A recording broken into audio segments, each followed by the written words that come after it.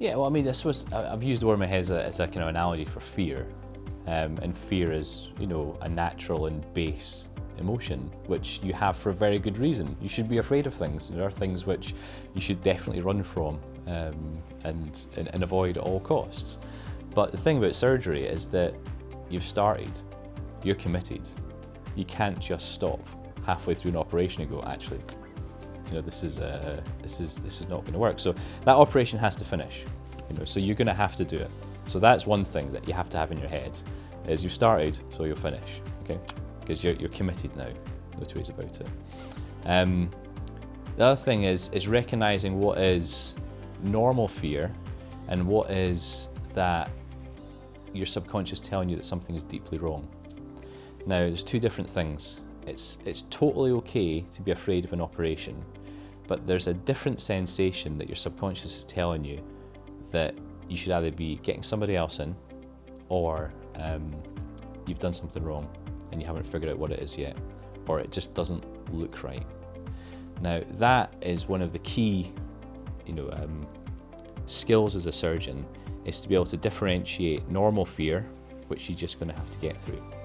It's just, and you rely on the fact that you've done it before and you've got through it before, and you know that your technical skills are good and that you can deal with the vast majority of what's going to happen in front of you. And what is your subconscious telling you that you've missed something, or you're in some really deeply weird anatomy and it's just not looking right. Now, I think a lot of surgeons have got into trouble where they've not been able to differentiate two things. Now, very underconfident surgeons can actually think that they're just being afraid when actually there's something wrong.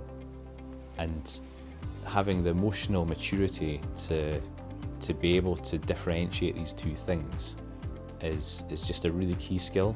And it's again, when I come back to surgery being a craft speciality, you've got to do it lots to recognise what this feeling is and what this feeling is, and to trust your gut on it.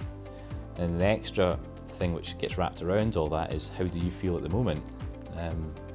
Imagine you've had a bad day, some bad news, it's late at night, your last operation didn't go very well. All these things then start to skew your ability to differentiate these things. So having the ability to internally analyse how you think and how you respond to different environments is the key thing to being a good surgeon. It's not about being bright. It's absolutely not about being bright. It's about being emotionally stable and the ability to analyse what you're thinking, what you're feeling, to be able to know what is normal fear compared to there's definitely something wrong here. It's difficult to explain, or to try and get it across, but every surgeon knows it. And there's a few surgeons who are maybe arrogant enough to go like, all right, I can do anything. They're actually in the minority. That kind of stereotypical view of the surgeon thinking that he's God or she's God and can do anything and that they're the best surgeon ever. Not many of them exist anymore, because you can't survive in the current environment with that type of attitude.